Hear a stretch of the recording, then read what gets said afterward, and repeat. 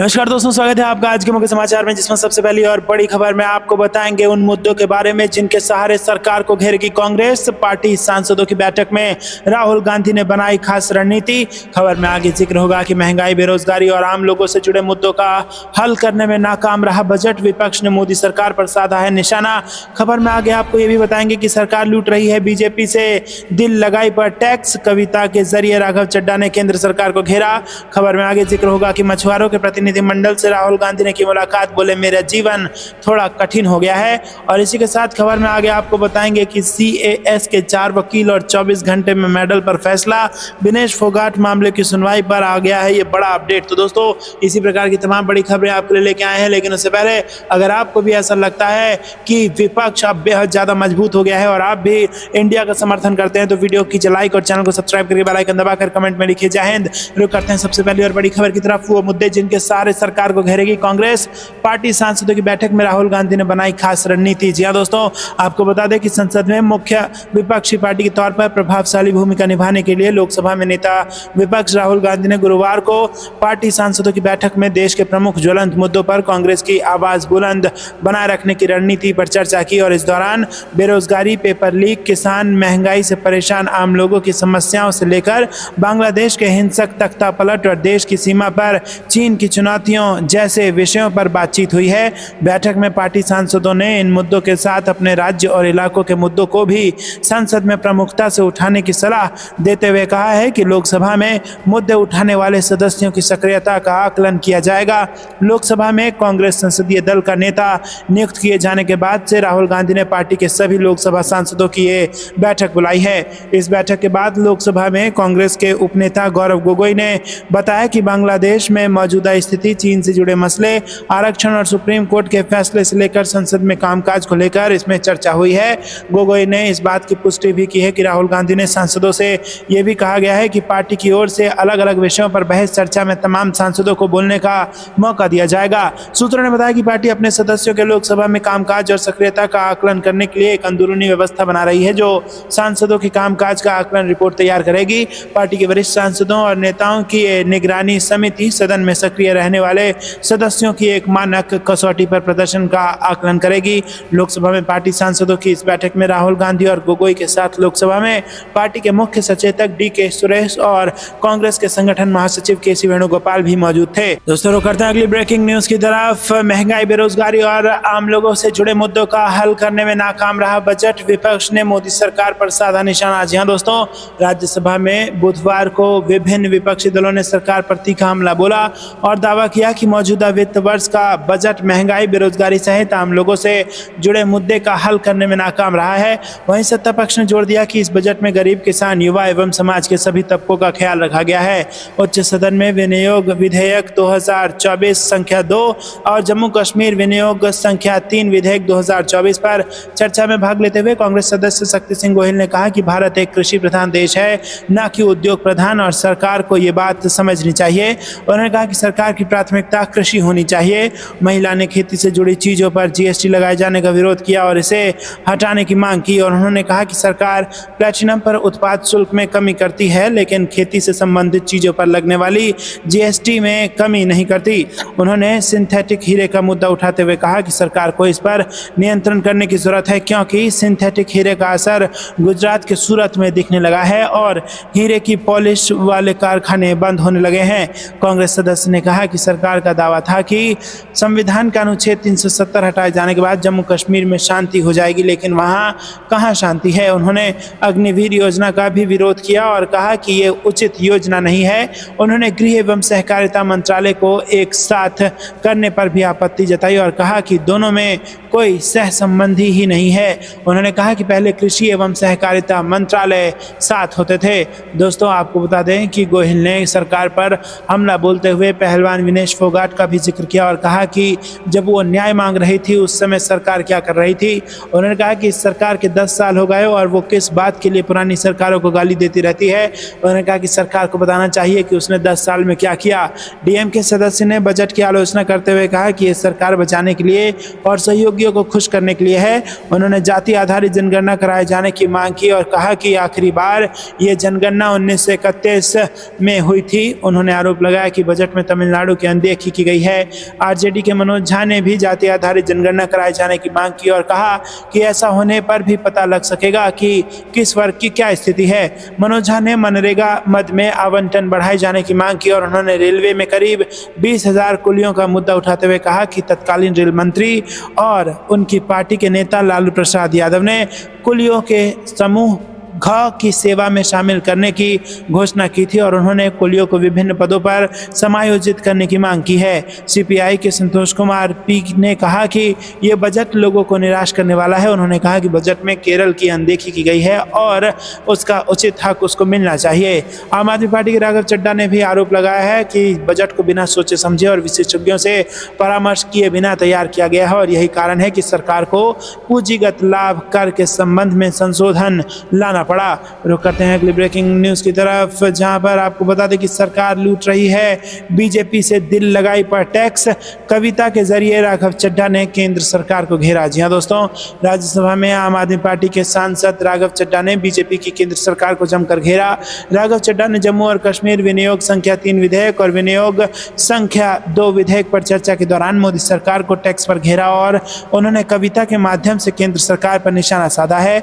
कविता के जरिए उन्होंने वित्त मंत्री निर्मला सीतारमण पर भी हमला बोला। सदन में राघव चड्ढा ने कहा कि केंद्र सरकार मल्टीपल टैक्स ले रही है, देश की आम जनता को इस टैक्स से राहत मिलनी चाहिए। राघव चड्ढा ने सदन में बताया कि एक आम आदमी एक ही वस्तु पर कई बार टैक्स देना पड़ता है। उदाहरण के तौर पर जब पैसा कमाते हैं तो सरकार को टैक्स देते हैं और इसी कमाई से गाड़ी खरीदते हैं तो गाड़ी पर जीएसटी देते हैं। उन्होंने सदन में आगे कहा कि जब गाड़ी खरीदते हैं तो सरकार रोड टैक्स वसूलती है, फिर रोड डेवलपमेंट सेस वसूलती है और इसके अलावा सरकार मोटर इंश्योरेंस पर भी जीएसटी लेती है। इसके बाद पेट्रोल और डीजल भरवाने पर भी सेस ले लेती है और फिर जब गाड़ी सड़क पर चलाएंगे तो टोल टैक्स वसूलती है। उन्होंने आगे कहा कि आज आम आदमी के लिए सबसे बड़ी समस्या टोल टैक्स बनती जा रही है। राघव चड्ढा ने कहा कि मंत्रियों और सांसदों को टैक्स नहीं देना होता है, लेकिन आम आदमी हर जगह टोल टैक्स देना होता है। उन्होंने एक रिपोर्ट का हवाला देते हुए दावा किया कि आम आदमी को हाईवे पर 2 रुपये प्रति किलोमीटर टोल टैक्स देना पड़ता है। रुक करते हैं अगली ब्रेकिंग न्यूज की तरफ। मछुआरों के प्रतिनिधि मंडल से राहुल गांधी ने की मुलाकात, बोले मेरा जीवन थोड़ा कठिन हो गया है। जी हां दोस्तों, नेता प्रतिपक्ष और कांग्रेस सांसद राहुल गांधी ने गुरुवार को मछुआरों और राइट टू फूड अभियान के प्रतिनिधि मंडल की साथ मुलाकात की है और ये मुलाकात रिसेप्शन एरिया में हुई। इस दौरान कांग्रेस ने आरोप लगाया कि ये मुलाकात संसद में एलओपी चैम्बर के अंदर होनी थी, लेकिन मछुआरों और राइट टू फूड अभियान सदस्यों को संसद में जाने का पास नहीं दिया गया। कांग्रेस ने आरोप लगाया कि क्या संसद में किसानों, मछुआरों और देश के आम लोग नहीं जा सकते। दोस्तों, आपको बता दें कि न्यूज एजेंसी के मुताबिक राहुल गांधी संसद के रिसेप्शन एरिया की ओर जाते वीडियो में सामने आए हैं। राहुल गांधी के रिसेप्शन एरिया की तरफ जाने पर कांग्रेस सांसद गौरव गोगोई ने कहा कि छात्रों का दल अभी तक संसद में प्रवेश नहीं कर सका है और एलओपी ने से नहीं मिल पाए हैं। राहुल गांधी उनसे मिलने जा रहे हैं क्योंकि उनका भारत जोड़ो का संकल्प जारी है और इस दौरान राहुल गांधी ने मछुआरों और राइट टू फूड अभियान के प्रतिनिधि मंडल से रिसेप्शन एरिया में मुलाकात की। लोकसभा में नेता प्रतिपक्ष राहुल गांधी ने कहा कि किसी से भी मिलना हमारा अधिकार है, लेकिन वो इसकी इजाजत नहीं दे रहे हैं। मैंने किसानों के बारे में बात की थी। स्पीकर ने सदन में कहा कि उन्हें रोका नहीं जा रहा है, अब उन्हें फिर से रोक दिया गया है। श्रीलंका में किसानों का एक मुद्दा है, बाल कल्याण के लोग भी मिलने आए हुए हैं। रुक करते हैं अगली ब्रेकिंग न्यूज की तरफ, जहां पर आपको बता दें कि CAS के 4 वकील और 24 घंटे में मेडल पर फैसला। विनेश फोगाट मामले की सुनवाई पर आ गया है बड़ा अपडेट। जी हां दोस्तों, आपको बता दें कि रेसलर विनेश फोगाट को मेडल मिल सकता है या नहीं, इस पर अभी फैसला आना बाकी है। बड़ा अपडेट सामने आ रहा है। विनेश के मामले में CAS के 4 वकील उनका पक्ष रख रहे हैं और 24 घंटे के अंदर इसका फैसला आ सकता है। दोस्तों, किसी भी वक्त इसका बड़ा फैसला आ सकता है। आपको बता दें कि उन्होंने यहाँ पर ओलंपिक्स में, पेरिस ओलंपिक्स में अपने लिए और देश के लिए एक मेडल सुनिश्चित कर लिया था, लेकिन उसके बाद उनको तकनीकी कारणों से अयोग्य घोषित कर दिया गया।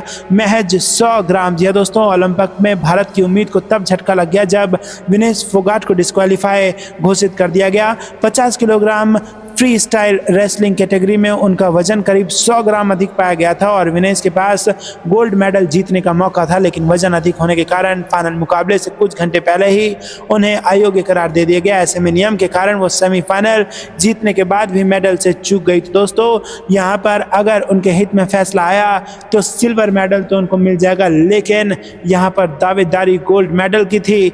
भारत इतिहास रचने जा रहा था और इससे एक गैंग है भारत में, बृजभूषण गैंग, उसको बड़ा झटका लग सकता था। और यहाँ पर भारत की एक महिला जो पिछले कुछ महीनों से सरकार के कुछ लोगों से लड़ते आ रही थी, वो गोल्ड मेडल जीत जाती और इतिहास रच देती, लेकिन तकनीकी कारणों से उनको अयोग्य घोषित कर दिया गया, जिसको कई सारे भारत के नेता षड्यंत्र भी बता रहे हैं। आपको कुछ लगता है कमेंट में जरूर बताइए। वीडियो को लाइक नहीं किया तो लाइक जरूर कीजिएगा। रुक करते हैं अगली ब्रेकिंग न्यूज की तरफ। तो मुकेश भाकर के निलंबन पर फूटा सचिन पायलट और डोटासरा का गुस्सा, कहा प्रतिपक्ष से डरकर की जा रही है आक्रामक कार्रवाई, कांग्रेस का बड़ा बयान। जी दोस्तों, आपको बता दें कि राजस्थान विधानसभा से कांग्रेस विधायक मुकेश भाकर को 6 महीने के लिए निलंबित करने की कांग्रेस के राष्ट्रीय महासचिव सचिन पायलट और प्रदेश अध्यक्ष गोविंद सिंह डोटासरा ने कड़ी निंदा की।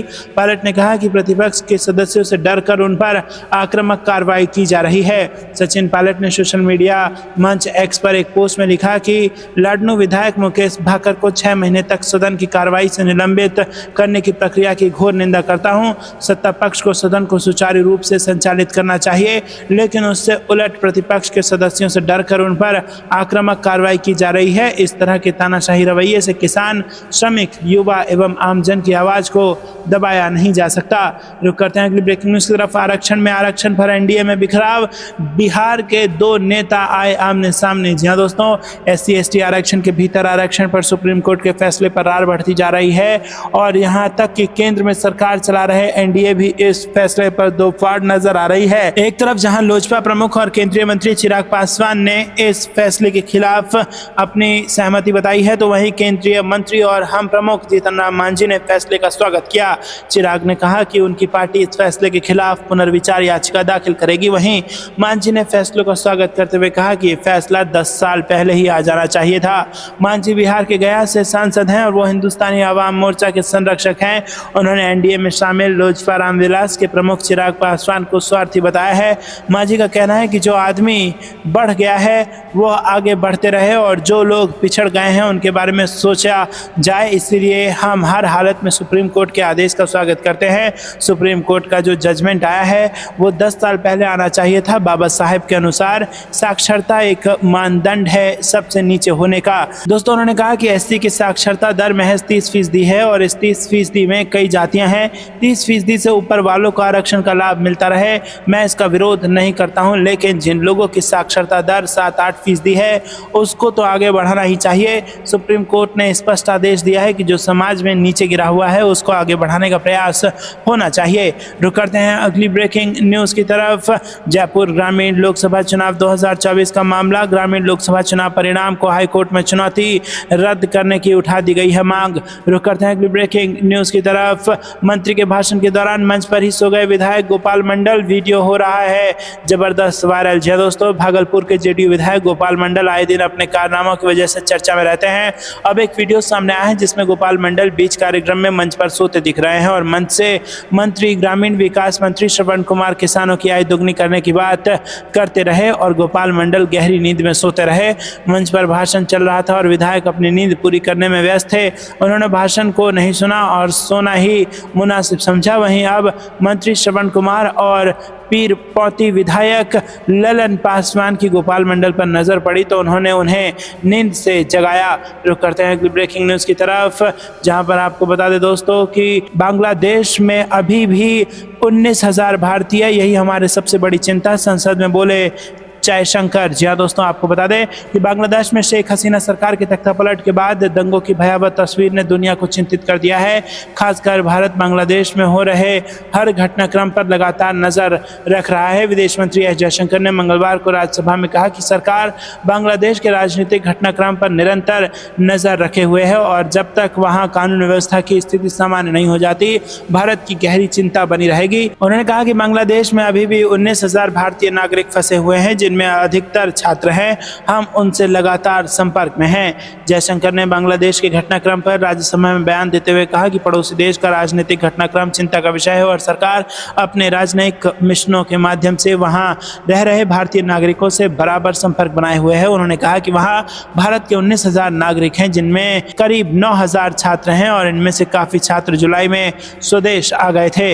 रुक करते हैं अगली ब्रेकिंग न्यूज की तरफ। बांग्लादेश मुद्दे पर सरकार के साथ कांग्रेस सांसद बोले, भारतीय नागरिकों की सुरक्षा पर हो चर्चा। जी दोस्तों, कांग्रेस सांसद कार्ति पी चिदम्बरम ने कहा कि बांग्लादेश में जो भी हो रहा है वो काफी चिंताजनक है। हमारे नागरिकों की सुरक्षा पर विचार किया जा रहा है। देश की सीमाओं और नागरिकों की सुरक्षा काफी महत्वपूर्ण है। रुक करते हैं अगली ब्रेकिंग न्यूज की तरफ। प्रियंका गांधी अंबानी विवाह में शामिल नहीं हुई, बीजेपी सांसद निशिकांत दुबे के दावे पर बोली कांग्रेस। या दोस्तों, लोकसभा के बजट सत्र में झारखंड के गोड्डा से बीजेपी सांसद निशिकांत दुबे के बयान पर कांग्रेस ने पलटवार किया।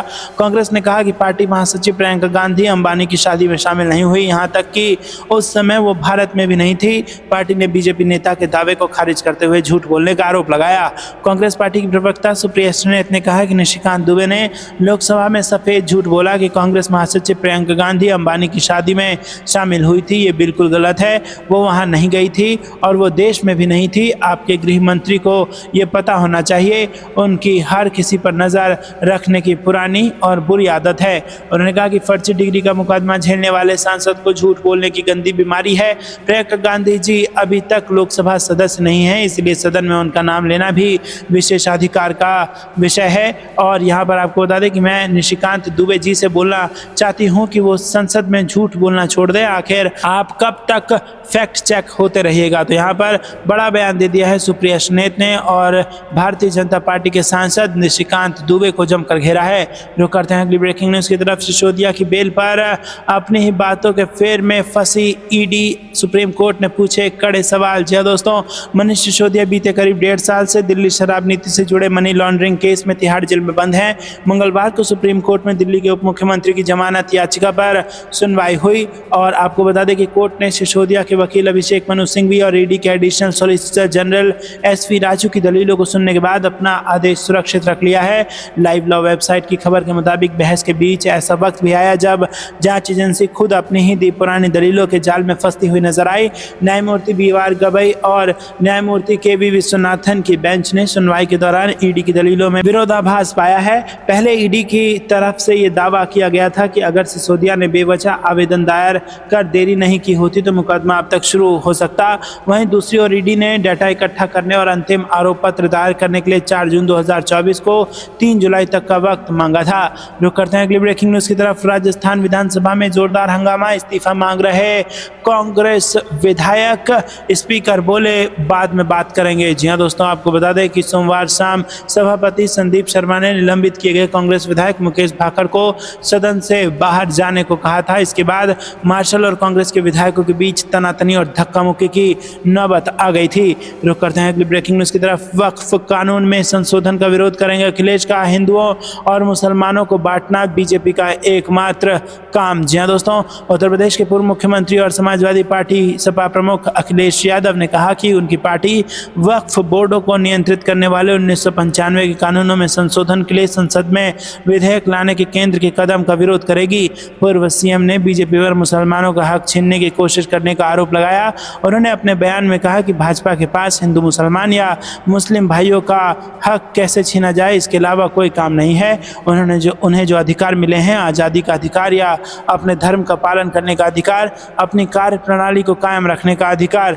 अखिलेश यादव ने आगे कहा कि उन्हें पता चला कि नजूल एक उर्दू शब्द है। अधिकारी उन्हें समझाते रहे कि नजूल का मतलब कुछ और है, लेकिन उनका मानना था कि नजूल का मतलब मुसलमानों की ज़मीन है। और उन्होंने कहा कि जिन लोगों को आरक्षण, पिछड़ों, दलितों, आदिवासियों और अल्पसंख्यकों की चिंता है उन्हें तुरंत बीजेपी छोड़ देनी चाहिए। सपा नेता ने कहा कि एक स्टूल किट नेता है, उन्हें जाति जनगणना और आरक्षण के बारे में बात करनी चाहिए।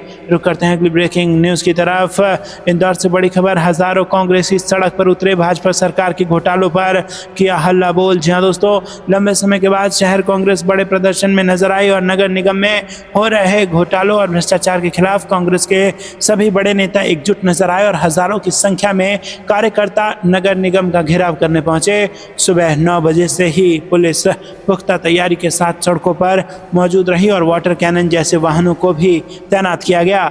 रुक करते हैं अगली ब्रेकिंग न्यूज की तरफ। कांग्रेस एमएलए अभय मिश्रा का डिप्टी सीएम पर बड़ा आरोप, सीएम को हटाने की कर रहे साजिश, लिखा मोहन यादव को पत्र। जी हाँ दोस्तों, रीवा के सिमरिया से कांग्रेस विधायक अभय मिश्रा ने सीएम मोहन यादव को 2 पेज का पत्र लिखकर डिप्टी सीएम राजेंद्र शुक्ला पर आरोप लगाया है कि वो सीएम बनने का प्रयास कर रहे हैं और उनकी विधानसभा में विकास कार्यों में हस्तक्षेप कर रहे हैं। विधायक ने आरोप लगाया कि डिप्टी सीएम अपने पद का दुरुपयोग करते हुए अधिकारियों को निलंबित करने और तबादला करने का दबाव बना रहे हैं। उन्होंने ये भी आरोप लगाया कि डिप्टी सीएम गौशाला के नाम पर करोड़ों कमा रहे हैं और विकास कार्यों में रोड़ा बन रहे हैं। उन्होंने कहा कि बजट स्वीकृत होने के बाद भी सड़क के निर्माण को अधिकारियों के माध्यम से रोका जा रहा है और हैंडपंप तक नहीं लगने दिया जा रहा है। विधायक ने आरोप लगाया कि डिप्टी सीएम लगातार अधिकारियों की बैठक कर रहे हैं और सिमरिया क्षेत्र के विकास को रोकने का प्रयास कर रहे हैं। तो दोस्तों, ये थी दिन भर की सारी जरूरी और बड़ी खबरें। अंत तक बने रहने के लिए बहुत बहुत धन्यवाद। जाने से पहले वीडियो को लाइक और चैनल को सब्सक्राइब करके बेल आइकन दबाकर कमेंट में लिखे जय हिंद। अभी के लिए इतना ही। जय हिंद, जय भारत।